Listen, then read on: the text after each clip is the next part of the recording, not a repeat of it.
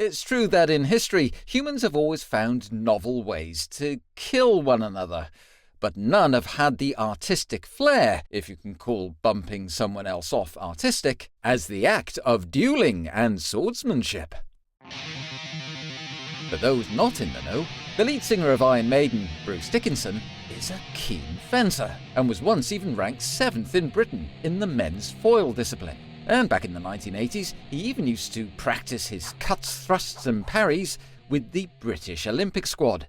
So it shouldn't come as any surprise that a band with a strong leaning towards all things historic, and with a lead singer that loves fencing, would finally come up with a song about swordsmanship, right? A song that encompasses our glorious, or inglorious past, and Mr. Dickinson's passion for the flash of the blade.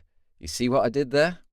Featured on the 1984 classic album Powerslave, Flash of the Blade was written by Bruce Dickinson, and up until the summer of 2025, hadn't even been sung live by Bruce. Yet after 41 long years stored in a cupboard under the stairs, Bruce Dickinson finally dusted it down and performed the song on his solo tour of the USA at a gig in Anaheim, California. And so, I suppose there's no better time to check this classic deep cut and the historical context behind the song. And off we go.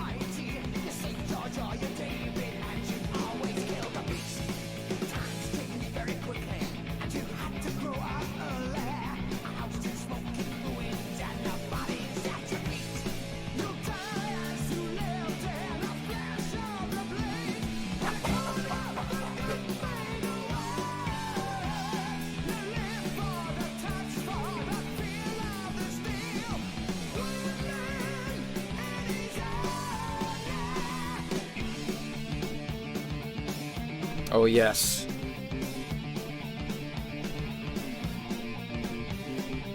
The harmony on that chorus.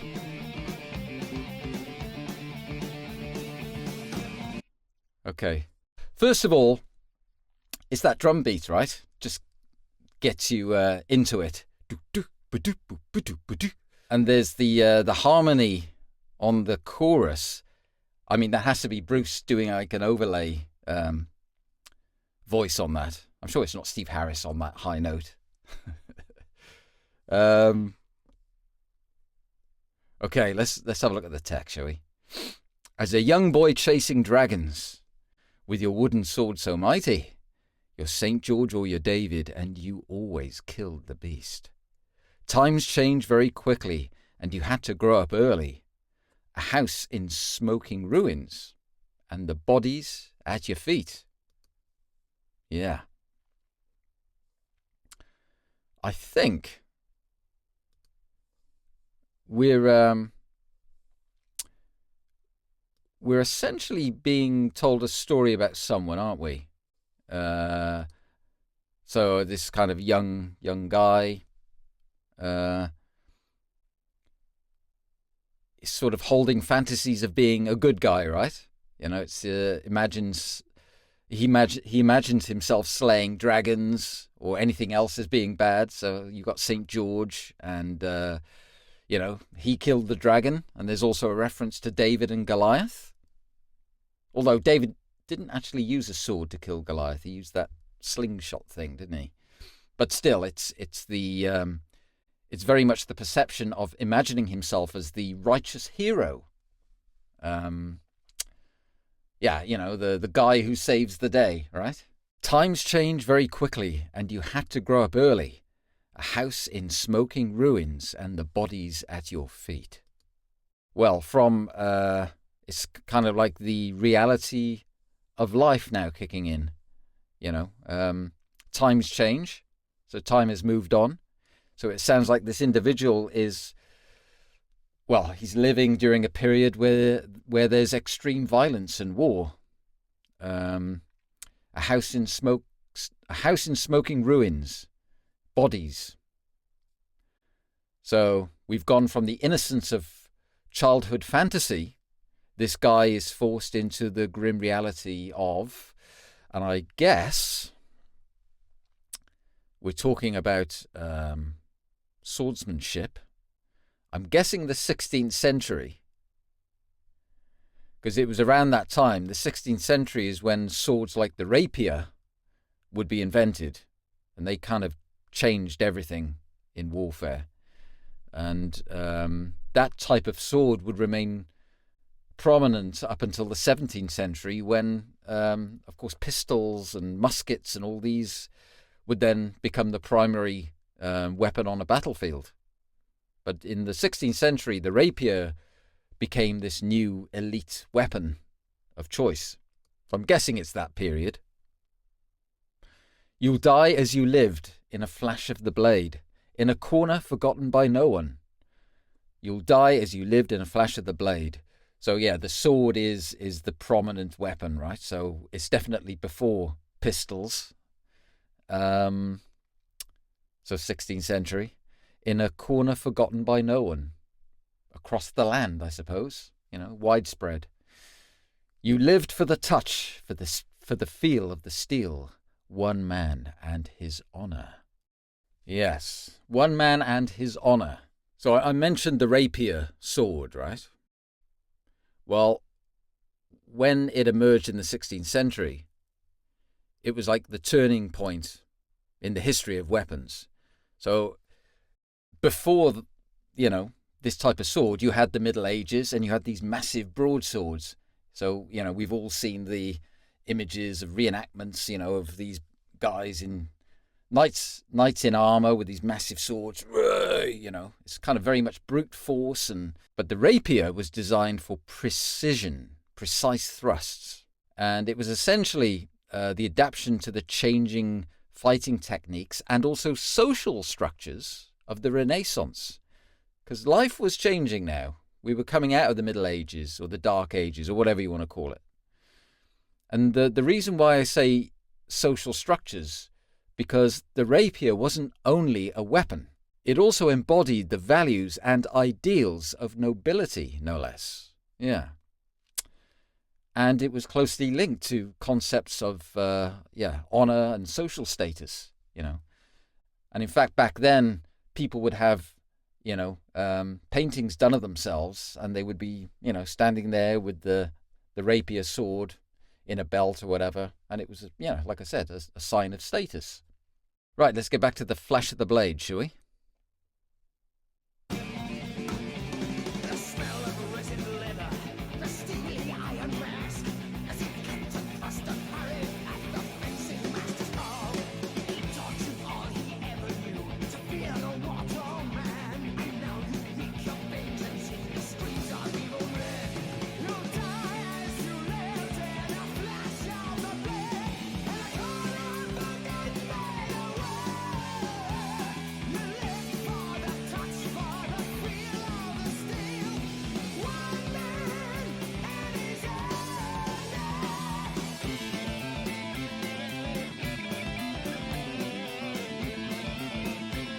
Well, there's a nice overlay of guitars there.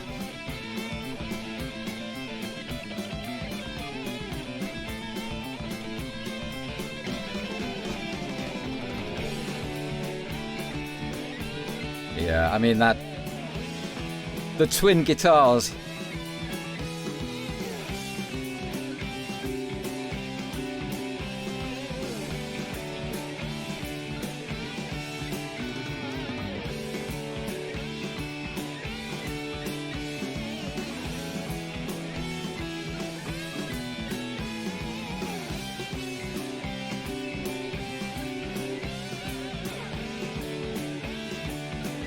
I love it.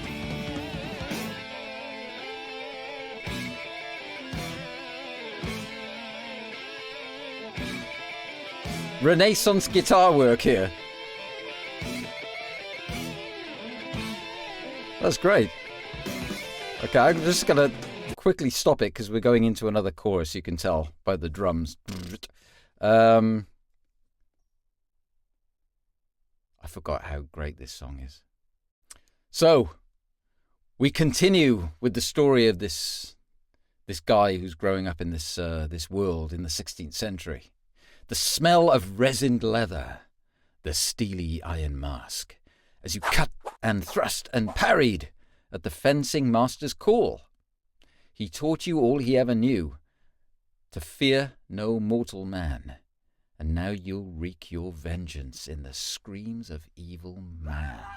You know, he had that childhood fantasy of being the hero of the day, and now he's living it in reality. But of course he has to train. He has to be a master at what he's doing. And obviously it sounds like this guy is trained in the art of fencing and swordsmanship. So, you know, assuming it is the 16th century, which I am assuming it is, a sword like the rapier, which was cutting edge, for the time,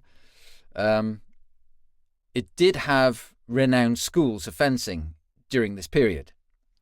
And let me just see. Okay. So the rapier itself had a strong association with Spain, Italy, and France. And in fact, the name rapier is derived from the French word for rapier. And I think in French they would say rapier. Now, rapier is, I think, Old French for the word scratch. Scratch, yeah. But of course, I think it did a little bit more than scratch, as its thin, sharp points apparently could cut through, light armours. So I think scratch is a bit of an understatement there. But yeah, with these fencing schools, of course, if this is a very prominent weapon now in use, then people will want to learn how to use it properly. So there was the emergence of fencing schools around Europe. And within that schooling, they introduced the philosophy and etiquette of fencing. And don't forget, this was the Renaissance, so it was sort of becoming an art form. And yeah, if you compare that with the brutal power of broadswords, which was, in the Middle Ages before, there's quite a contrast, right? And apparently, as I see here, the Italian fencing schools were particularly influential during this period. And there was a famous fencing school at Bologna in particular, which was a good one. Bologna being, or Firenze is the other name for it. And it was here that a system developed that formed the basis for modern fencing. So basically, it became the blueprint from which, modern fencing being the sport of fencing, it's based on that, Now, there were some very famous fencing masters of the time. There was Achille Marozzo, and apparently he was a trailblazer of swordsmanship back in the 15th century. But then in the 16th century, you had another chap by the name of Ridolfo Capoferro. And he was a rapier expert, and he was from Siena in Italy. And this was the 16th century. So I'm guessing, because I am assuming things here, I'm guessing that the individual in the song is very possibly Italian, I would assume. Right, let's get back into it, shall we?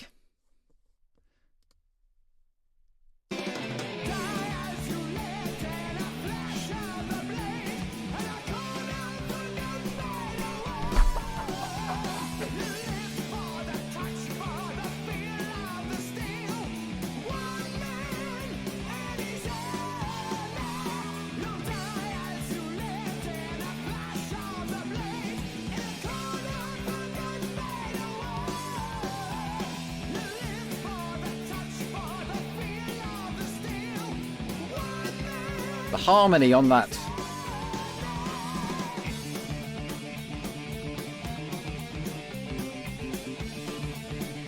And I love the drum beat in the back.